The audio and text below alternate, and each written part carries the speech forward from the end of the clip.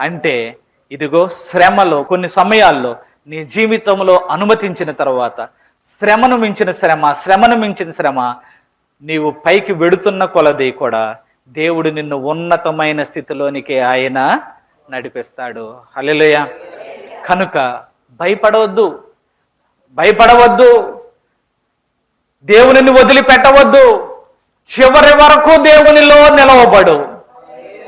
యోసేపు వెళ్ళాడు, నా దేవుని నేను ఎంత నమ్మానో, నా దేవుని మీద నేను ఎంత ఆనుకున్నానో, నా దేవుని ఎడల నేను ఎంత యథార్థంగా నడుచుకున్నానో, దేవుడేంటి నాకు ఈ పరిస్థితిలో అనుమతించాడు అని చెప్పి యోసేపు ఇదిగో అక్కడికి వెళ్ళి దేవునిని వదిలిపెట్టలా. అక్కడకు వెళ్ళిన తర్వాత కూడా తన యవ్వన కాలంలో తనను పడవేసే పాపము అతనిని ప్రేరేపించినప్పటికీ కూడా ఆ పాపము జోలికి వెళ్ళకోకుండా ఆ పాపము నుండి అతడు పారిపోయాడు. హల్లెలూయా. దేవుని ఎంతగా గుర్తుపెట్టుకున్నాడంటే, తల్లి లేదు, తండ్రి లేడు, అక్కడ ఎవడో కూడా నువ్వు ఈ పని చేస్తున్నావేంటి అని అడిగేవాడు కూడా లేడు. అయినప్పటికీ కూడా యోసేపు దేవుని యొక్క మార్గములను వదిలిపెట్టలేదు. దేవుని దృష్టిలో నేను ఎంతటి ఘోరమైన పాపమును నేను ఎట్లు చేస్తానో అని తనను పాపమునకు ప్రేరేపించిన స్త్రీతో కూడా అతడు మాట్లాడాడు. హల్లెలూయా. చెరసాలలో వేయబడ్డాడు. చెరసాలలో రోజు రోజుకి పరిస్థితి దిగజారిపోతా ఉన్నది. మనం అనుకుంటాం ఇక అయిపోయింది నా జీవితం, ఇక అయిపోయింది నా పరిస్థితి, ఇక అయిపోయింది అని అనుకుంటాం. కానీ దేవుడు చేత్తో పట్టుకొని ఉంటే ఎక్కడైపోద్ది నీ పరిస్థితి? దేవుడు చేత్తో పట్టుకొని ఉంటే ఎవడు నిన్ను నాశనం చేయగలడో? దేవుడు నిన్ను చేత్తో పట్టుకొని ఉంటే ఎవడు పడేయగలడో చెప్పండి? పడవేయగలరా? పడవేయలేరు. పడవేసినట్లుగా భ్రమ కలుగుతుందేమో, కొద్ది కాలం నిన్ను శ్రమ పెట్టగలరేమో, కానీ దేవుడు నిన్ను చేతితో పట్టుకుంటే ఏ నరుడు కాదు కదా, ఏ శక్తి కాదు కదా, విశ్వములో ఏ బలమైననో నిన్ను పడవేయలేదు. హల్లెలూయా. చెరసాలలో ఉన్నాడు కానీ దేవుని మార్గాలను వదిలిపెట్టలేదు. చెరసాలలో కూడా అనేక మందికి ఉపచారం చేసేవాడుగా ఉన్నాడు. ఇదిగో దేవుడు స్వచ్ఛమైన సువర్ణము వలె యోసేపును కడిగి మలినములను వదలగొట్టి ఒక దినమున దేవుడు యోసేపును తీసుకుని వెళ్ళి ఇదిగో సింహాసనం మీద కూర్చోబెట్టాడు. హల్లెలూయా. హల్లెలూయా. మనకన్నీ తెలిసిన విషయాలే కాబట్టి నేను సారాంశం చెప్పేస్తున్నాను. మరలా మీకు వచనాలు చూపించడం అవసరం లేదు. కలల భావాన్ని చెప్పినప్పుడు ఫరో యోసేపును దేశమునకు ప్రధానమంత్రిగా కూర్చోబెట్టాడు. ఫరో కూడా అన్నాడు, అయ్యా నేను తినడం మాత్రమే, అలా సింహాసనం మీద కూర్చోవడం మాత్రమే, కానీ ఐగుప్తు దేశంలో ఒకడు కాలెత్తాలన్నా చెయ్యెత్తాలన్నా నీ ఆజ్ఞ లేకుండా ఏది కూడా జరగదు. హల్లెలూయా. హల్లెలూయా. ఎవడు పాడు చేశాడు? అన్నలు పాడు చేద్దాం అనుకున్నారు, అన్నలు అడ్రస్ లేకుండా చేద్దాం అనుకున్నారు.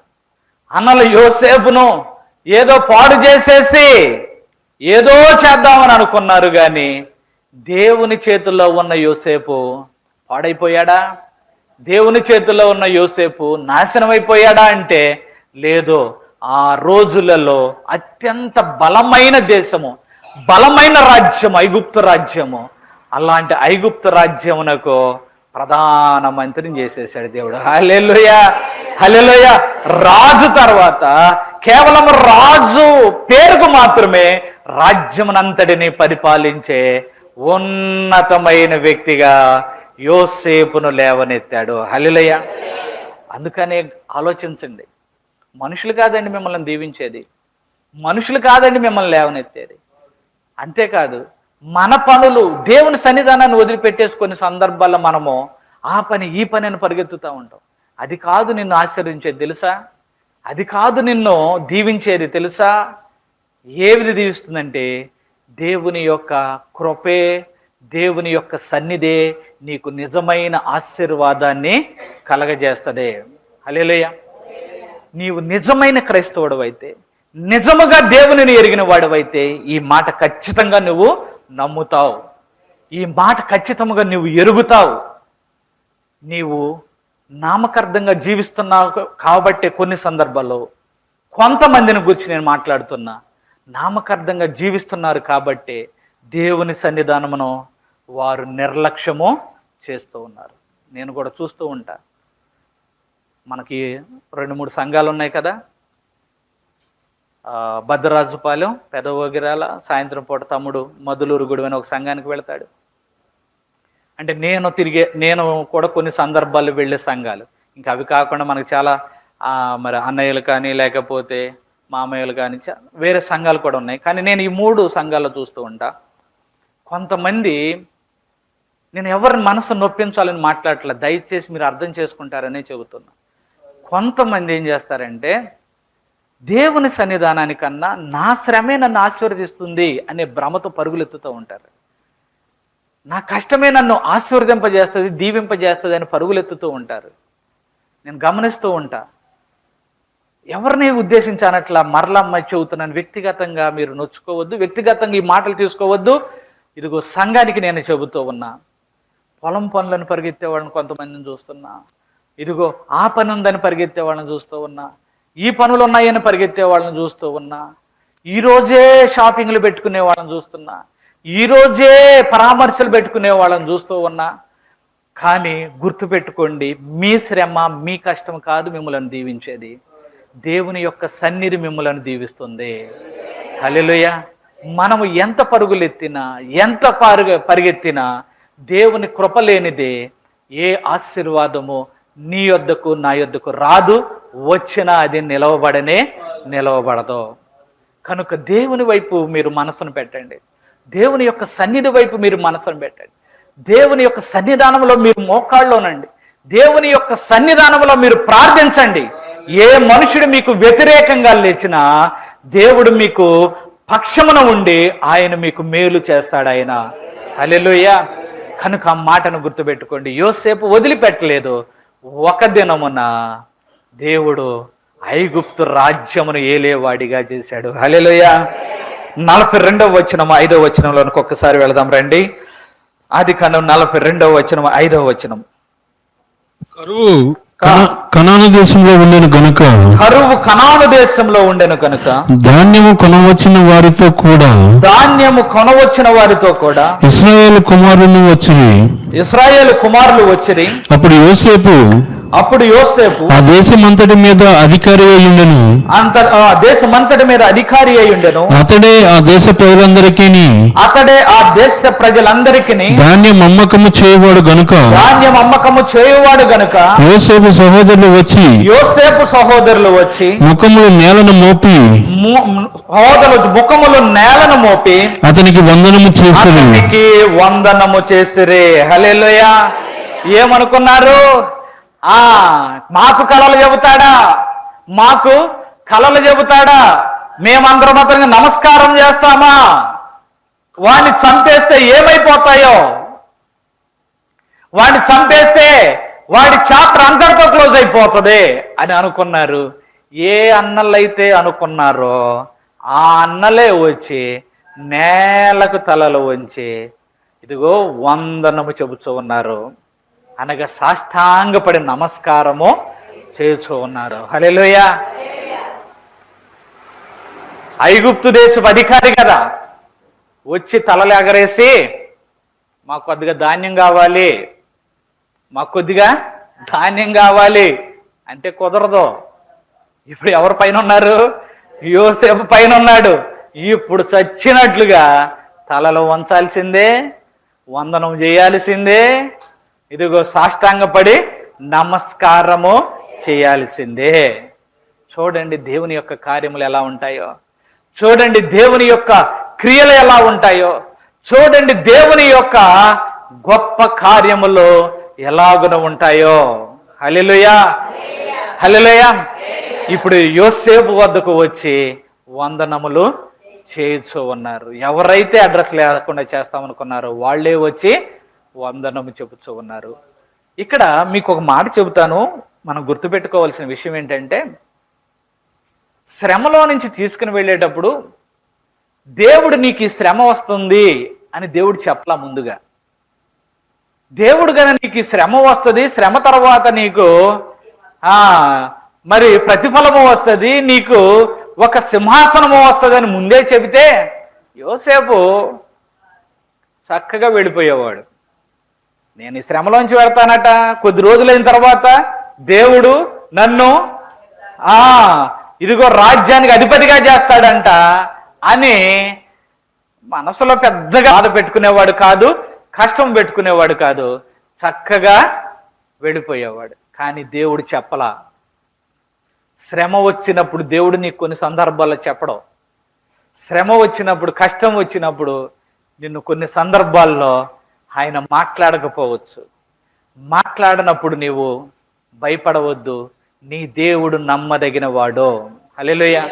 నీ దేవుడు నమ్మదగిన వాడు. ఒకటే గుర్తుపెట్టుకోవాలి, నా దేవుడు నన్ను విడిచిపెట్టడు. శ్రమ అయినా, కష్టమైన, ఇబ్బంది అయినా, నష్టమైన, ఇబ్బందుల కొలుమైన నా దేవుడు నన్ను విడిచి పెట్టడు. ఆ విషయాన్ని జ్ఞాపకం ఉంచుకో. సరే, యోసేపు ముందుకు వెడుతున్నప్పుడైనా దేవుడు కనిపించి చెప్పాడా అంటే అప్పుడు చెప్పలా. శ్రమలో ఒక్కొక్క శ్రమ ఎదురవుతా ఉంటే యోసేపుకేమో అమ్మో ఏమిటి శ్రమ మీద శ్రమ వస్తుంది ఏమిటి అని ఆయన అనుకుంటూ ఉంటుంటే ఇదిగో ఆ శ్రమలో కూడా ఇదిగో చివరి వరకు నిలవబడ్డాడు. దేవుడు కూడా ఎక్కడా కూడా ముందుగానే చెప్పలా యోసేపుకి. మొదటిలో ఒక దర్శనాన్ని ఇచ్చాడు, ఒక స్వప్నాన్ని ఇచ్చాడు. అది పట్టుకొని ఇక జీవితం అంతా కొనసాగించాడు. నీకు నాకు కూడా ఒక వాగ్దానము, ఒక దర్శనము, ఒక మాట, దేవుడు ఒక మాట చెప్పే ఉన్నాడు. ఏమిటో తెలుసా? ఇప్పటిదాకా నాకు చెప్పలేదయ్యా, ఇప్పుడు చెబుతున్నాడు విను. దేవుడు నిన్ను విడిచిపెట్టువాడు కానే కాదు. హల్లెలూయా. ఆ మాట పట్టుకొని ముందుకు కొనసాగు.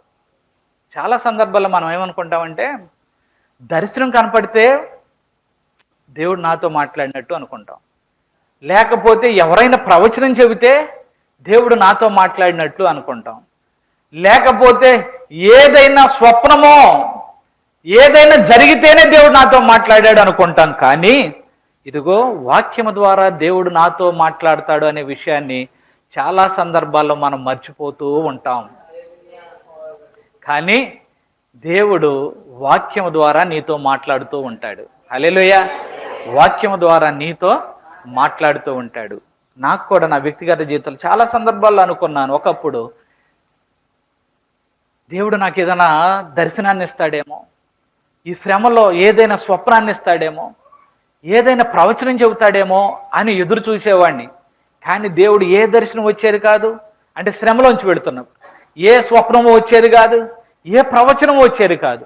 దేవుడు ఒక రోజున నా మనసులో ఆయన పెట్టిన ఆలోచన ఏంటంటే, స్వప్నమో దర్శనమో ప్రవచనమో నీకు అవసరంలా, నీ వాక్యమే నీకు ఆధారం. హల్లెలూయా. నీ వాక్యమే నీకు ఆధారం. అందుకని దేవుని సన్నిధానానికి వచ్చి మనం వాక్యం వింటున్నప్పుడు ఏదో కాలక్షేపంగా సేవకుడు చెబుతున్నాడు మేము వింటున్నామని అనుకోకండి. దేవుడు మీతో ప్రత్యక్షంగా మాట్లాడుతూ ఉన్నాడు. దేవుడు మీతో ప్రత్యక్షంగా మాట్లాడుతూ ఉన్నాడు. హల్లెలూయా. దేవుడు ఆయన తన చేతితో నిన్ను పట్టుకుని ఉండగా ఏ మనుషుడు నిన్ను పాడు చేయలేడు, ఏ మనుషుడు నిన్ను నాశనము చేయలేడు. అదే సమయంలో ఏ మనుషుడు నిన్ను దీవించలేడు, ఏ మనుషుడు నిన్ను ఆశీర్వదించలేడు. దీవించగలిగిన వాడు, ఆశీర్వదించగలిగిన వాడు దేవుడు మాత్రమే. హల్లెలూయా. హల్లెలూయా. కనుక స్వప్నం కోసమో దర్శనం కోసం ఎదురు చూడొద్దు. వాక్యం ద్వారా దేవుడు నీతో మాట్లాడాడు. హల్లెలూయా. ఆ మాట నమ్మి దేవుని సన్నిధానములో ఆ నిందారహితుడవై నడుచుకో.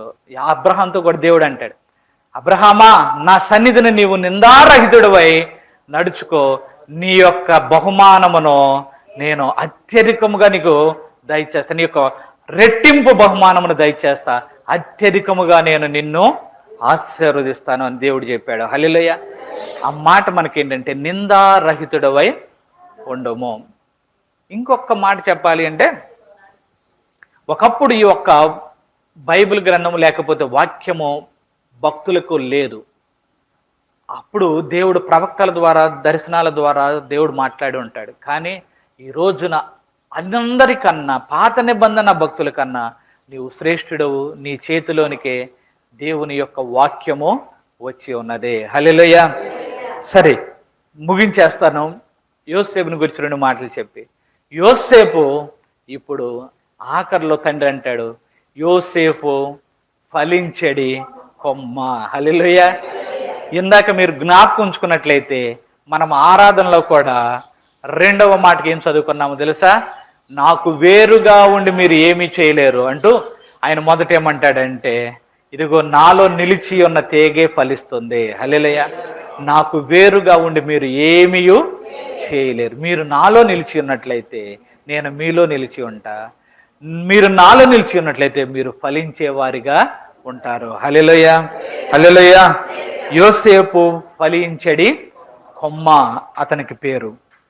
అతడు గోడ మీద గోడ ప్రాకి, ఆ 49వ అధ్యాయం 22వ వచనం అనుకుంటా, ఆ మాట చదువుదాం రండి ఒకసారి. ఆదికాండము 49వ అధ్యాయము 22వ వచనం. యోసేపు ఫలించెడు కొమ్మ, ఓట యొద్ద ఫలించెడు కొమ్మ, దాని రెమ్మలు గోడ మీదకి ఎక్కి వ్యాపించను. చాలండి. యోసేపు ఫలించెడు కొమ్మ, ఓట యొద్ద ఫలించెడు కొమ్మ. 3వ మాట, దాని రెమ్మలు గోడ మీద ఎక్కి వ్యాపించును. ఈ మాట కూడా చాలా ప్రధానమైనది. ఏమిటంటే, గోడ ఆలోచన చేసినప్పుడు గోడ ఒక సరిహద్దు. అవునా? మన ఇంటికి గోడ ఎక్కడ కడతాం? మన సరిహద్దుల్లో కడతాం. అంతేగాని లోపల కట్టేసి చాలా భాగాన్ని బయట వదిలిపెట్టాం. కరెక్ట్గా సరిహద్దుల్లో మనము గోడను కడతాం. ఆ గోడ సరిహద్దు దాటిన తర్వాత వేరే వాళ్ళది ఎవరిదో ఆ యొక్క స్థలం అండి. ఇతడు గోడ మీద పాకి, ఇక్కడ గోడ మీదకు ఎక్కి వ్యాపించును అంటే, యోసేపు తన సరిహద్దులలోనే కాదు ఫలించేవాడు, తన యొక్క సరిహద్దులు దాటి ఫలించేవాడు. హల్లెలూయా. నిజమే కదా? యోసేపు తన దేశంలో కాదు, దాటి ఇదిగో ఐగుప్తు దేశములో, సరిహద్దులు దాటి ఐగుప్తు దేశంలో ఫలించిన వాడు ఆయన. హల్లెలూయా. కనుక చివరి వరకు వేచి ఉండు. ఈ సమయంలో షడ్రకు, మిషకు, అబేద్నెగోలు కూడా గుర్తు వస్తున్నారు. నెబుకద్నెజరు ఒక ప్రతిమను చేసి దానికి మ్రొక్కండి అని చెప్పాడు. మ్రొక్కమని చెప్పినప్పుడు, చదవద్దు, 3వ అధ్యాయంలో ఉంటుంది దానియేలు గ్రంథము. మ్రొక్కమని చెప్పినప్పుడు వీళ్ళు ఆ ప్రతిమకు మొక్కనప్పుడు అక్కడ ఉన్న కొంతమంది కల్దీలు వచ్చి ఈ యొక్క షడ్రకు, మిషకు, అబేద్నెగోల మీద లేనిపోని మాటలు చెప్పి రాజు దగ్గర పిలిపించారు. పిలిపిస్తే రాజు అన్నాడు, ఇదిగో ఇప్పుడు 15-16 వచనాలు చాలా క్లియర్గా ఉంటాయి. ఇప్పుడు నేను ఆ వీణ విపంచకులు అన్ని వాయిద్యాలు వాయిస్తాను, అనగా ఆ యొక్క వాయిద్యగాండ్రు వాయించుతారు. అది వాయించినప్పుడు మీరు గాన నమస్కారం చేయకపోతే, అనగా ఆఖరి వార్నింగ్ మీకు ఇస్తున్నాను, ఇక ఆఖరి అవకాశం మీకు ఇస్తున్నాను. ఇప్పుడు కానీ ఇక చెయ్యకపోతే మిమ్మల్ని ఆ అగ్నిగుండములో పడవేస్తా. కానీ ఆ ముగ్గురే ఉన్నారు తెలుసా? మా దేవుడు రక్షించగలిగిన సమర్థుడు, రక్షింపకపోయినను మేము నమస్కారం చేయమంటారు. నీకు అసలు జవాబు ఇవ్వాలని కానీ మాకు చింత కూడా లేనే లేదు చెప్పేశారు. ఇప్పుడు రక్షించగలిగిన సమర్థుడు అన్నాడు కదా, వారిని పట్టుకుని ఈడ్చుకొచ్చేటప్పుడు దేవుడు రక్షించలేదా? రక్షించగలడు కానీ రక్షించలే. ఇదిగో రాజు యొక్క సన్నిధానమునకు తీసుకుని వచ్చినప్పుడైనా దేవుడు విడిపించలేదా? విడిపించగలడేమో కానీ విడిపించల. ఇంకొక క్షణముల్లో అగ్నిగుండంలో వేసేస్తారు, విడిపించగలడు కానీ విడిపించల. అగ్నిగుండంలో వేసిన తర్వాత ఆయన వచ్చాడు. హల్లెలూయా. అగ్నిలోకి ఆయన ప్రవేశించాడు. హల్లెలూయా. మనం కూడా దేవుడు ఇంకా రాడేంటి, ఈ శ్రమ గడుస్తూ ఉన్నది ఇంకా రాడేంటి, ఇంకా కార్యము జరగదేంటి, ఇంకా దేవుడు కార్యము చేయడేంటి, ఇంకా జరగదేంటి, అమ్మో ఒక పరిస్థితి దాటిపోయింది, ఇంకా సంక్లిష్టమైపోతుంది నా పరిస్థితి, ఇంకా సంక్లిష్టమైపోతుంది నా పరిస్థితి. దేవుడు మౌనంగా ఉండి ఎప్పుడు దిగాడో తెలుసా? ఇదిగో అగ్నిలో ఉన్నప్పుడు అగ్నిలోనికే ఆయన ప్రవేశించాడు. హల్లెలూయా. మనలను కూడా కొన్ని సందర్భాల్లో ఇంకా రాడేంటి, ఇంకా రాడేంటి, ఇంకా రాడేంటి, ఇంకా రాడేంటి ప్రశ్న వస్తుందే. కానీ గుర్తుపెట్టుకో, తగిన సమయమందు ఆయన నీ యొద్దకు దిగేవాడై ఉన్నాడు. హల్లెలూయా. ఒక్క క్షణములో నిప్పు ఎంత త్వరగా అంటుకుంటుందో తలకు మీకు తెలిసే ఉంటుంది. వెంట్రుకలు అలా పడితే అలా గాలిపోతాయి కదా. కానీ ఆ రెప్పపాటు సమయంలో కూడా ఆయన వారిని కాలిపోకుండా ఆ వారి మధ్యకు ఆయన దిగి వచ్చి ఉన్నాడు. హల్లెలూయా. రాజు ఆశ్చర్యపోయాడు. ఏమయ్యా, ఏంటి మనం వేసింది ఎంతమందిని? ముగ్గురిని రాజా. ముగ్గురునా? నిజం చెప్పండి. ముగ్గురినే రాజా. మరి నాకేంటి నాలుగోడు కనిపిస్తున్నాడు? ఆ నాలుగోవాడు దేవదూతల వలె ఉన్నాడేంటి? ఇదిగో నాకు ఆ వ్యక్తి మానవుడిగా కనిపించడం లేదు. నాలుగో వాడు ఎవరో బయటకు తీస్తే ఇదిగో వారికి కనీసము అగ్ని వాసన కూడా అంటలేదు. హల్లెలూయా. నిన్ను రక్షించగలిగిన సమర్థుడు. కానీ చివరి వరకు నిలవబడు, చివరి వరకు నిలవబడాలి. చెప్పాను కదా, లాక్కెళ్ళేటప్పుడు రాలా, రాజు యొక్క సభలో ప్రవేశించి పెట్టేటప్పుడు రాలా, అగ్నిలో పడవేసేటప్పుడు రాలా, అగ్నిలో పడవేసిన తర్వాత వచ్చాడు ఆయన. హల్లెలూయా. అవును, దేవునికి సమయం తెలుసు. కానీ ఈ లోపు నీ యొక్క హృదయం కరిగి నీరైపోకుండా, భయపడకుండా దేవుని యొక్క వాక్యమును పట్టుకొని ప్రార్థన చేయి. నా దేవుడు రక్షించగలిగిన సమర్థుడు అని ప్రార్థన చేయి. హల్లెలూయా. దేవుడు నిన్ను తప్పనిసరిగా విడిపించేవాడై ఉన్నాడు. దావీదు అన్నాడు కదా, ఏమన్నాడు? ఇదిగో నాశనకరమైన గుంటలో నుండి, జిగటగల ఊబిలో నుండి ఆయన నన్ను పైకెత్తును. ఇదిగో నా అడుగులు నా పాదములు బండ మీద అడుగులను స్థిరపరుచును అనే మాట అంటాడు. ఆయన బండ మీద నా అడుగులను స్థిరపరుచును అనే మాట. నిజమే, స్థిరపరిచేవాడు ఆయన. స్థిరపరుస్తాడు నిన్ను, నీ కుటుంబాన్ని స్థిరపరుస్తాడు. ఆశను దేవుని మీద పెట్టుకో, చివరి వరకు సహనముతో కనిపెట్టుకో. దేవుడు నిన్ను లేవనెత్తుతాడు. లేవనెత్తి ఇదిగో బండ మీద నిన్ను స్థిరపరుస్తాడు. హల్లెలూయా. బండ మీద స్థిరపడిన తర్వాత ఇక నిన్ను ఎవడనో కదిలించలేడు. హల్లెలూయా. నా జీవితంలో కూడా ఎన్నో సాక్ష్యాలు మీకు చెప్పగలను. నాకు ఒక చిన్న సాక్ష్యం అంటే, నా చదువు అయిపోయిన తర్వాత ఉద్యోగం లేనప్పుడు కూడా ఏమిటో నా భవిష్యత్తు ఎలా ఉంటుందో, ఎలా నా భవిష్యత్తు అవుతుందో, ఇంకా జాబు రాలా, ఎలా అయిపోతామో, ఎలా మిగిలిపోతామో అనే ఇదే ఆలోచన ఉండేది. నేనుండే ఒక ప్రాంతంలో ఒక పార్క్ ఉంటే సాయంత్రం పూట వీళ్ళ పార్కులో కూర్చునేవాడిని. ఇదే ఆలాపన, భవిష్యత్తు ఎలా ఉండబోతుందో, భవిష్యత్తు ఏం జరగబోతుందో అని ఆలాపన. కానీ దేవుడు నన్ను విడిచిపెట్టలేదు. ఉద్యోగంలో కూడా ఎన్నో కొన్ని సందర్భాల్లో ఆటుపోట్లు ఎలాంటి పరిస్థితులు వస్తాయో, ఏమైపోతుందో. కానీ ఇప్పటికో సుమారుగా 21 సంవత్సరం గడిచిపోయింది. హల్లెలూయా. దేవుడు పోషిస్తూనే ఉన్నాడు. హల్లెలూయా. నిజమే, మనం కూడా కొన్ని సందర్భం భయపడతాం. మన జీవితాలే మనకు సాక్ష్యం. మీ జీవితాల్లో కూడా ఎన్నో సాక్ష్యాలు చెప్పగలరు, ఎన్నో సాక్ష్యాలను చెప్పగలరు. సమయం ఇస్తే దినమంతా కూడా చెప్పగలరు. హల్లెలూయా. ఒక 2 వారాల క్రితం అనుకుంటా, అత్తయ్య గారు మేము కూడా కారులో వెళుతూ ఉన్నాం హైదరాబాద్. మరి సంఘంలో మరి చెప్పుకోవడానికి కుదరదు కదా. కారులో ఎన్ని సాక్ష్యాలు చెబుతున్నారో వాళ్ళ బిడ్డల పక్షాన్ని దేవుడు చేసిన కార్యాలు, దేవుడు తనతో మాట్లాడిన కార్యాలు. నిజమే, తనకు అవకాశం వచ్చింది కాబట్టి కారులో ఉండి ఆ మాటలు చెప్పారు. మీకు కూడా అవకాశం ఇస్తే, అవకాశం దొరికితే ఎన్ని చెప్పగలరో కదా. హల్లెలూయా. మన సాక్ష్యాలు దేవుడికి తెలుసు. ఇదిగో వాటినన్నిటినీ జరిగించిన దేవుడు ఇకను నిన్ను నడిపించలేడా? ఇకను నీ జీవితంలో కార్యములను జరిగించలేడా? కానీ నమ్మకంగా సహనముతో నీవు కనిపెట్టి ఉండు. దేవుడు నిన్ను లేవనెత్తి నిన్ను స్థిరపరుస్తాడు ఆయన. హల్లెలూయా. అట్టి కృపను దేవుడు మనకందరికీ దయచేయనుగాక. ఆమేన్. ఒక చిన్న ప్రార్థన చేస్తాను. అందరు కళ్ళు మూసుకోనండి.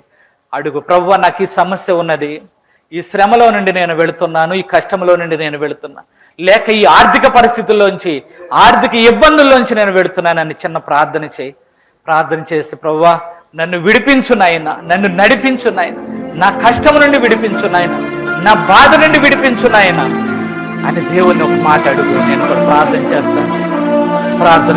ఒక మాట చెప్పి, ప్రభువా నా బిడ్డల జీవితంలో ఇప్పటి వరకు కార్యాలు జరిగింది, ఇకను జరిగించున్నాయి. నా బిడ్డలను ఆశీర్వదించు, నా బిడ్డలను నేను నడిపించు అని చిన్న మాట చెప్తాము. దేవుడు నిజమే నీ బిడ్డలు మంచి స్థితిలో ఉంచాడు కదా, నీ బిడ్డలను మంచి స్థితిలో ఉంచాడు కదా. నీ జీవితంలో వదిలిపెడతాడా? ఈ రోజు ఏదైనా సమస్యలో నువ్వు పెడుతున్నట్లయితే నాకు ఉంచుకో, దేవుడు నిన్ను వదిలిపెట్టేవాడు కానే కాదు. ప్రార్థన ఇకను మమ్మల్ని నడిపించున్నాయని మీ కొరకు నేను ప్రార్థన చేస్తాను.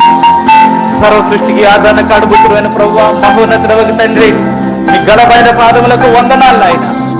అయ్యా ప్రభువా, దావీదునైనా తన కీర్తనలో చెబుతూ ఉన్నాడు, ప్రభువా ఇదిగో యెహోవాకు నేను మొరపెట్టి తిని, నాశనకరమైన గుంటలో నుండి, జిగటగల ఊబిలో నుండి ఆయన నన్ను పైకెత్తెను. ఇదిగో నా పాదములు కుదిరలేకుండా నా అడుగులను బండ మీద ఆయన స్థిరపరచను అనే మాట నాయన చెబుతూ ఉన్నాడు. ప్రభువా మమ్ములను స్థిరపరచగలిగిన దేవుడవు నాయన. ప్రధానంగా నాయన ఈ రోజున యోసేపును గురించి ధ్యానం చేశాం ప్రభువా. అవును ప్రభువా, అయ్యా తండ్రి, అన్నలు ద్వేషించారు, తండ్రి ఇంటికి దూరమైపోయాడు. అప్పటి వరకు రాకుమారుడులా జీవించిన యోసేపు ఒక్కసారిగా బానిసైపోయాడు నాయన. తన భవిష్యత్ ఏమిటో తెలియదు నాయన, తన పరిస్థితులు ఎలా ఉంటాయో తెలియదు నాయన. కానీ నీ మార్గములను వదిలిపెట్టక, నా దేవుని యొక్క వాగ్దానము, దర్శనము నన్ను విడిపిస్తుంది, నా దేవుడు నన్ను విడిపిస్తాడు అని నమ్మకం పెట్టుకున్నాడు. నిందారహితుడిగా ఒక యవ్వన కాలంలో యవ్వనస్తుడు పడిపోవలసిన పరిస్థితులు ఎదురొచ్చిన ఆయన గుర్తుపడలేదు ప్రభువా. దేవుని మీద ఆశతో ఆయన, నీ మీద ఆశతో నిలవబడ్డాడు నాయన. శ్రమ జీవిత కాలం అంతా నిలిచిలేదు ప్రభువా. శ్రమ తన యొక్క జీవిత కాలం అంతా, కష్టము తన యొక్క జీవిత కాలం అంతా నిలిచిలేదు నాయన. దినము రానే వచ్చింది ప్రభువా. ఐగుప్తు దేశములకు ప్రధాని అయ్యే దినము రానే వచ్చింది ప్రభువా. అయ్యా ప్రభువా, ఏ అన్నలైతే అరే వీడిని కొట్టి చంపేద్దాం, అమ్మేద్దాం, వీడేమైపోతాడో చూద్దామని ఎవరైతే సవాలు విసిరారో, ఎవరైతే శబదములు చేశారో, ఎవరైతే నాయన అయ్యా గాంభీర్యపు మాటలు పలికారు నాయన, ఆ అన్నలే వచ్చిన ఆయన నేలకు తలలను మోపినాయన నమస్కారం చేస్తూ ఉన్నారు ప్రభువా. అవును ప్రభువా, నీ చేతుల్లో పడిన వారిని నీవు లేవనెత్తగలవు తండ్రి. అయ్యా ఈ రోజున మా స్థితి చిన్నదే కావచ్చు, ఈ రోజున మా పరిస్థితులు చిన్నవే కావచ్చు, ఈ రోజున మమ్మల్ని భయపెట్టేవారే ఉండవచ్చు, ఈ రోజున మా మీద శాసించేవారే ఉండవచ్చు నాయన. అయ్యా తలలు మోపి నమస్కారం చేసే రోజు రాబోతుంది నాయన. అయ్యా మా దేవుడు మమ్మలను ఏ విధంగా ఎత్తగలడో అన్యులు చూచినప్పుడు మమ్మలను ధన్యులు అనే రోజు రాబోతుంది ప్రభువా. అట్టి కృపను దయచేయండి ప్రభు. అయ్యా నీ బిడ్డలు ప్రార్థన చేయించు ఉన్నారు ప్రభు, నీ బిడ్డలు నాయన మొరపెడుచు ఉన్నారు నాయన. ఏ శ్రమలో నుండి, ఏ యొక్క కష్టములో నుండి, అనారోగ్యంలో నుండి నాయన, ఆర్థిక పరిస్థితుల్లో నుండి వెళుతూ ఉన్నారు నాయన. వారిని లేవనెత్తండి ప్రభువా. యోసేపును లేవనెత్తినట్లుగా లేవనెత్తండి నాయన. ఈ చిన్న ప్రార్థన ఆలకించమని, ఈ సన్నిధిలో ఈ యొక్క మాటలను, ఈ యొక్క ప్రార్థనను ముద్రించమని ప్రభువైన యేసుక్రీస్తు పుణ్యనామంలో వేడుకొనుచున్నాము తండ్రి. ఆమేన్, ఆమేన్, ఆమేన్. మరొకసారి మీ అందరికీ వందనాలండి. అందరికీ